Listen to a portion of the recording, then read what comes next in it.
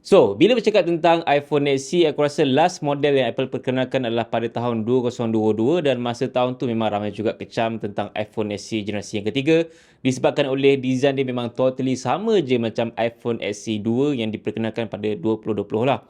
Sebab tak banyak perubahan yang drastik pun, just kamera yang sama, and IPS LCD, design pun sama dengan iPhone 8 dan diorang just improve ada 5G dengan chip baru dan very minor lah improvement dia. Sekarang ni pada tahun 2024 berdasarkan CAD model punya leaks, memang kita dah nampak bahawa Apple mungkin akan perkenalkan pula iPhone SE generasi keempat yang memang totally different, bukan lagi rekaan macam iPhone 8. Sekarang ni diorang akan menggunakan rekaan ala-ala macam iPhone 14. Sebelum aku kongsikan lebih lagi tentang iPhone SE generasi keempat, aku nak kongsikan dengan korang semua kenapa iPhone SE ni wujud. Sebab paling utama sekali kenapa iPhone SE ni wujud adalah disebabkan oleh Apple nak bagi pilihan untuk peminat iPhone untuk dapatkan dengan harga yang lebih affordable dibandingkan dengan model iPhone yang lain. Misalnya macam iPhone 15 series, starting price untuk iPhone 15 tu pun dah mahal, macam 2 kali ganda lah daripada iPhone SE 2022 yang boleh dapat sekitar dalam 2,100 ke 2,200 ringgit macam tu je kan. So korang imagine iPhone SE dengan harga 2,000 something je, murah gila kot. So that's why iPhone SE ni terletak dalam segmen budget iPhone. So dia bukannya segmen premium ataupun best model iPhone. Dalam masa yang sama dengan harga yang murah sikit, Apple dapat jimatkan kos dengan kembalikan balik rekaan iPhone yang lama, misalnya macam rekaan iPhone 13 ataupun iPhone 14, dan diorang bagi chip yang baru, lebih power dengan teknologi 5G, ada juga iOS support lebih lama kalau bandingkan dengan iPhone yang sebelumnya. So itu adalah fundamental untuk iPhone SE, untuk korang dapatkan dengan harga lebih murah tapi korang dapat teknologi yang lebih baru sikit lah, refresh dan juga di-refine lagi. So aku nampak juga iPhone SE ni sesuai untuk korang semua pengguna iPhone yang lama, misalnya macam iPhone 6s, iPhone 7, iPhone 8 ataupun iPhone XR yang masih digunakan sampai sekarang ni. Dan kalau korang rasa macam iPhone tu dah terlalu lama sangat, tak dapat dah software update, korang boleh dapatkan iPhone SE generasi keempat yang lebih murah harga dia tapi korang dapat iPhone yang baru. Kembali kepada iPhone SE generasi keempat. So kita dah nampak banyak juga leaks ataupun rumors, news mengenai iPhone SE keempat ni sejak daripada tahun lepas lagi bahawa mungkin Apple akan perkenalkan pada tahun 2023 kan. Tapi tidak. So berdasarkan kita tengok pelancaran iPhone SE ni, diorang mula perkenalkan pada tahun 2016, masa tu zaman iPhone 6s, and then pada tahun 2020 masa tu zaman iPhone 12, dan lepas tu pada 2022 itu dia punya jarak rapat sikit tau, iaitu masa zaman iPhone 14. Kalau tengok pada jadual pelancaran iPhone SE ni, dia bukannya pada bulan September macam typical launch untuk iPhone. Tidak, diorang lancarkan pada awal tahun, iaitu sekitar suku ketiga ataupun awal suku keempat tahun yang dilancarkan itulah. Misalnya macam tahun 2022 diorang lancarkan sekitar bulan Mac. So that's why ada rumours kuat mengatakan bahawa Apple akan perkenalkan iPhone SE generasi keempat pada awal tahun 2025, iaitu sekitar bulan 3 ataupun sekitar bulan 4 macam tu. Tapi aku jangkakan mungkin dia akan dilancarkan sekitar bulan Mac, sebab bulan Mac biasanya Apple akan perkenalkan produk baru. Misalnya sekarang ni Apple dah perkenalkan MacBook Air yang baru kan, tiba-tiba ada produk baru. So Apple memang suka buat surprise lah. Aku tak pelik kalau tahun depan pun Apple akan buat surprise macam ni juga. Tiba-tiba tak ada angin bertiup apa semua, ada je produk baru yang diorang perkenalkan dekat website Apple. So itu memang typical klasik Apple punya style lah. Tapi macam bulan 9 ataupun bulan 6 iaitu iOS, bulan 9 iPhone, ini memang kita tahulah tarikh yang wajib untuk diorang perkenalkan iPhone dan juga iOS doang. So kalau bulan 3, bulan 4 ni memang surprise punya produk lah. Berita baik untuk korang semua yang memang tak suka rekaan macam iPhone 8 tu, memang rekaan pada iPhone SE keempat kali ni tidak akan lagi gunakan rekaan macam iPhone SE 2 ataupun 3, tapi Apple akan ubah menggunakan rekaan macam iPhone 14, iaitu boxy design, flat belakang, depan dan juga body yang rasa sedap. So itu adalah rekaan baru untuk iPhone SE generasi keempat.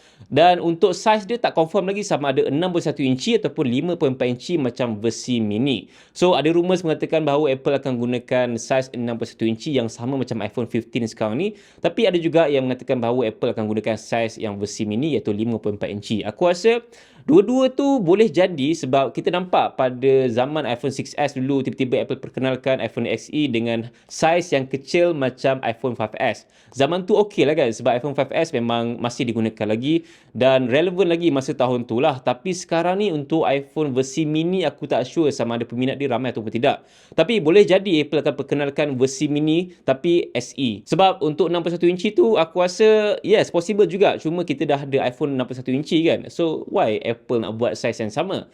So, itu benda yang masih lagi menjadi rumours. Apa pun kita just tunggu lihat apakah saiz yang Apple akan perkenalkan pada iPhone SE generasi keempat. Manakala untuk setup kamera pula, kita tahu trademark untuk iPhone SE ni dia menggunakan satu kamera saja, bukannya dual kamera macam base model iPhone. So, kalau diorang gunakan dual kamera, susah jugalah diorang nak jual base model nanti kan. So, that's why diorang asingkan dan juga bezakan untuk yang SE ni hanya satu kamera saja. Cuma tak tahu dia punya kedudukan macam mana tahu, sama ada melintang ataupun menegak macam traffic light tu. So, untuk sensor, luckily ada rumours mengatakan bahawa Apple akan letakkan sensor yang besar terus pada main kamera dia, iaitu 48 megapixel. Aku rasa possible je sebab untuk iPhone 15 base model pun dah dapat yang 48 megapixel. Ini kali lagi iPhone SE yang just gunakan satu kamera saja. So, ya, itu yang menariknya. Cuma tak ada ultrawide, tak ada telefoto. Tak ada telefoto tu okey lagi, but tak ada ultrawide tu aku rasa macam satu kehilangan yang besar lah untuk sebuah smartphone yang paling latest. At least kena ada kot sensor ultrawide tu, ataupun diorang boleh tweak sikit dekat bahagian sensor 48 megapixel tu untuk ada features ultrawide yang jenis digital, bukannya optical punya lens. So, kalau diorang boleh enable benda tu, memang power lah Apple buat kan. Untuk bahagian skrin pada iPhone SE keempat ni, dia akan menggunakan panel jenis OLED yang bersaiz 61 inci ataupun 5.4 inci IdeaOne dengan rekaan jenis notch, bukannya dynamic island display. So, aku rasa possible lah Apple kembalikan balik notch pada iPhone SE sebab ini adalah iconic design untuk iPhone yang sebelumnya.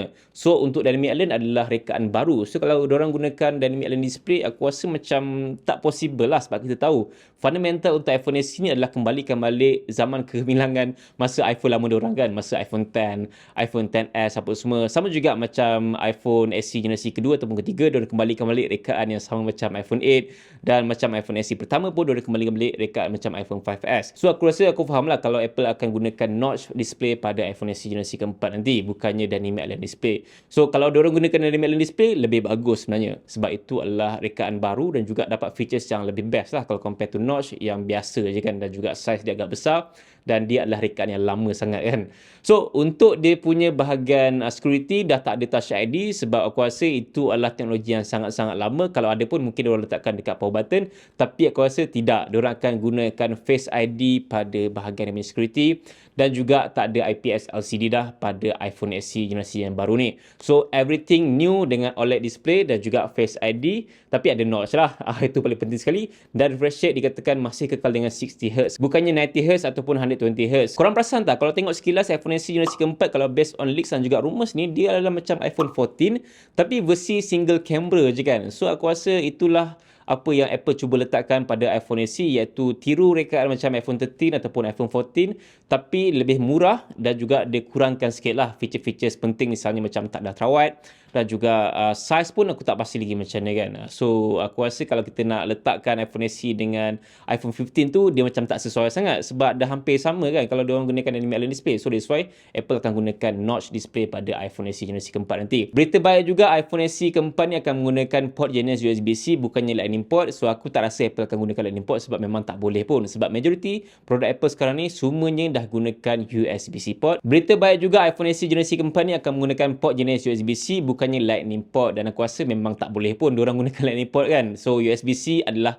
standard untuk port pada Apple devices lepas ni, dan dalam masa yang sama Apple akan improve kapasiti bateri pada iPhone SE keempat untuk lebih tahan lama, dan juga dia akan menggunakan chip paling latest, sama ada A16 Bionic ataupun A17 yang paling latest nanti, yang dihaskan untuk iPhone 16. So, iPhone 16 tahun 2024 ni, dan iPhone SE keempat adalah tahun 2025.